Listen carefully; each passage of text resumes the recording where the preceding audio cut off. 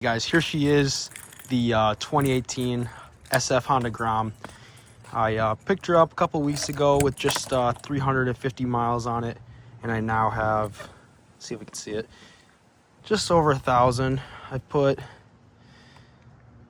just a little under 700 miles on this bike so far, so we're gonna be running down some of the things. It's a little bit dirty, as you can see, just a little bit, not too bad, you know, just a little bit dirty, you know. Took her out in the rain a couple days ago, and it was a little wet, just to say that. But yeah, guys, we're gonna be doing a wash, and I'm gonna be showing you guys why I bought a 2018 Grom over a newer one, 2022 Plus, with the 5-speed manual transmission, the more comfortable seat, and the bigger gauges. All those things come into bigger factors on why people choose that one over the other one, but I really like the fairings. It looks like a Harley Fat Bob or like a MT-07. I'll put a picture of both bikes right up here. But I really like the way how it looks. I like the way how it sounds, everything. And everyone's talking about how uncomfortable the seat look and how ugly it is. I think it looks really good personally. It gives that crotch rocket sport bike almost look in the back. Obviously, there are some things that you can change on the 2018 Groms, and same with the newer ones, like an intake, an ESC flash, and a new muffler.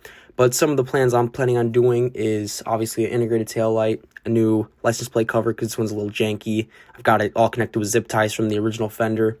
But I'm gonna start it out with a little wash, nothing too crazy, trying to get some of the dirt and grime and some of like the rocks and the gravel out of it before I start, wiping it down, giving it soap. But obviously, there are other, 125cc bikes out, like the KTMs, the Papios, all the CF Moto 125cc bikes. So there's there's a bunch of different options you can choose from. Like obviously the Papio SS, that's like a 125cc cafe racer kind of fairing bike. But obviously if you're looking for something that's cheaper, gonna have more aftermarket support, more parts out there for the bike itself in general, I'd go for a Grom. You can do a 12 bar, you can do handlebars, you can stretch it, you can, anything you want, you know what I mean? You could do bigger tires, you could do smaller tires, you could do off-roading tires, supermoto tires, anything you want.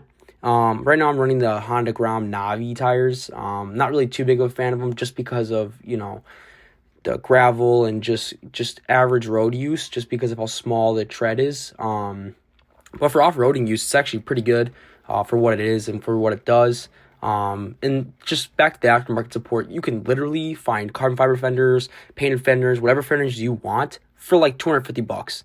It's not going to be like $1,000 or $2,000, $3,000 like it would be for MT-07 or R7 or 636 or just something else for a bigger size bike. It's going to be cheaper for everything. Obviously you can get more horsepower out of doing a muffler, which I'm planning on doing, and maybe an air intake, which I might plan on doing, but you can definitely get more horsepower out of an air intake. But if you go with both, you're going to have to do a ECU flash. It's not hard, but it's also not going to be fun to do. But it's going to get more horsepower out of the engine if that's what you're looking for. Better, throttle response, torque, all that in general.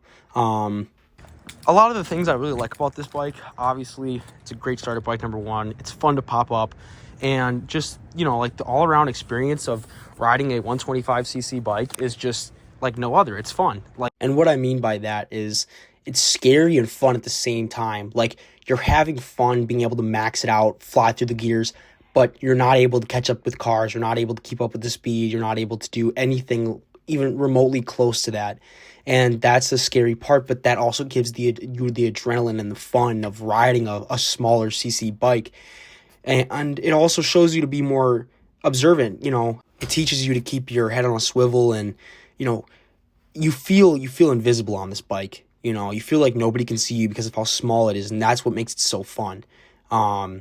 Obviously, you can get bored of this bike super fast just because of how slow it is, and that's why most people have two bikes.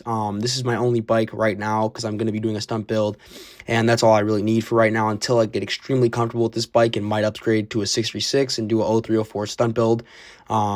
Stay tuned for that. That'll be coming in the later dates. But right now we're just on the Grom. Nothing too crazy. Now, some of the complaints I have about the Honda Groms and just the 125cc bikes in general that I know is going on with every single OG, SF, the MX, all the models, is the false neutrals, false first gears, just all of it. You know what I mean? It's a small bike. It's a Honda. It's going to have its little issues, but it's nothing that's going to be crazy. You know what I mean? It's all little easy fixes where you're like, oh, that happened. Okay, I can fix it. Ha ha ha. It's nothing where it's like, scary, but it's going to be obviously annoying at sometimes when you're trying to go and then, you're slamming on the gas and it's ring, ding, ding, ding, and you're in neutral and you thought you were in first. But another really strong, valid reason why I do not like the Navi tires on street is because you're maxing out the bike, you're going 55, 60, and all you hear is the boom, boom, boom, boom, boom, boom, boom, boom from your tires. It's sounding like a Jeep with, extra big tires, or like a Ford, or like a big truck with big tires, hauling down the road. It makes that boom, boom, boom, boom, boom, boom, boom noise, and it gets kind of irritating.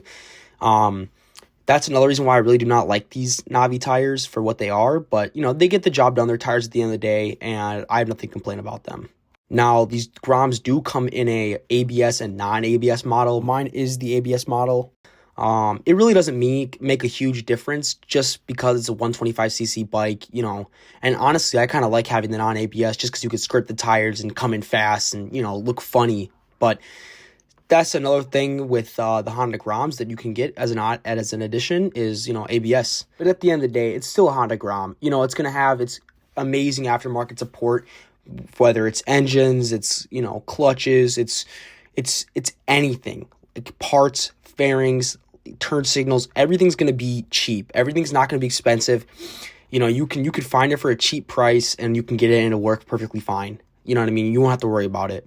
Now, obviously, you might be asking yourself, now, why would I want a 125cc bike that I can just spend the money and get a 300 or a clapped out 400? It's the simple fact of trying to learn it for what it is. You're trying to get good at something. You're trying to get good at wheelies. You're trying to get good at stoppies. You're trying to get good at rolling burnouts. You're trying to get good at something where you don't want to either hurt yourself on a bigger bike or have to pay the pretty penny on having to fix the bigger bike. And that's why I feel like a lot of people, they go in, and they buy a Grom and, they wreck it and they trash it up, which is pretty hard to do. I mean, the forks are literally like unbreakable. Everything is just, you know what I mean? I also feel like you get like a whole nother level of respect while you're riding a Grom. Like the bigger bikes look at you as, oh, cool, he could probably do, stunts. He's riding a smaller bike, like that's cool. And I feel like you get more love than you do riding a, R3 or a Ninja 400. Obviously, they have a higher top speed. I feel like the looks on them is not the best, just for, the price range you're going to be spending. I would just save up and get something bigger and looks better. Otherwise, I would just go for a Grom. It's, you can find one for either $1,500 to $5,000 if it's, all the way tuned up and it's got the exhaust and the intake and it's got the big bore kit and all that. You could probably find one for $5,000. I mean, these people do swaps on these engines. They swap in 200cc engines. I've even seen a dude put in a Ducati V4 engine in one of these. I mean, the abilities are endless on this bike. You can literally do anything you want and it'll run. It'll do everything 100%. It's full effort. These Groms, they'll last you thousands of miles. I've even seen someone on a Facebook page with 80,000 miles on one of these bikes traveling across the country, which is just crazy. These bikes are great. They'll get 130 miles to 1 gallon. That's what the tank is. It's a 1 gallon tank. It's $3 to fill it up, and you're good for 130 miles. But at the end of the day, it comes down to your choice on what you want. If you want an OG Grom for the cheaper price, or if you like the way how they look, or if you want an SF Grom for how they look, like I like how they look, and just everything about it. I really don't like how the seat goes all the way down straight on the Groms and the newer ones. I like how it has that curve up, almost like, a sport bike. It's giving the passenger a higher viewage over your head. And for the new ones, you get the 1 horsepower more, the bigger screen. You can see what gear you're in on the screen. The seat's different, everything about it. But at the end of the day, it's the same engine. You're going to be able to do the same mods. You're going to be able to do the same things as you would on an OG, SF, or the new ones. It's nothing different. You'll be able to find the same mods as you would for an OG Grom than you would for a newer one. It's never ending. And everything's super cheap. Like I found my integrated taillights on Amazon for $30 and the flasher for it.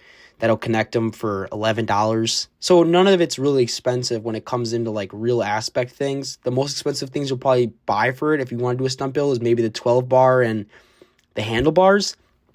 Everything is super easy. I mean, even oil changes. I feel like the Grom really helps you learn like the basic fundamentals of taking care of a motorcycle, the average and daily needs, and doing the chain, making sure everything's all tight, making sure the tires have the correct PSI, making sure that nothing's cracked, making sure that everything's all good.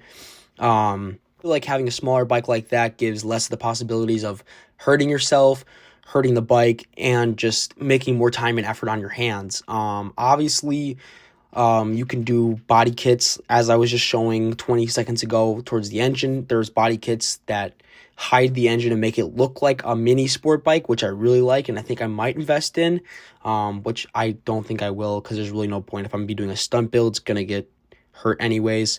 And obviously, I know my name doesn't really match the bike. It's not clapped. It's got barely over 1,000 miles on it. But yeah, guys, this is going to be wrapping up the end of the video. Let me know what you guys want me to do, what kind of parts I should look into. And yeah, guys, new videos will be getting posted out next week.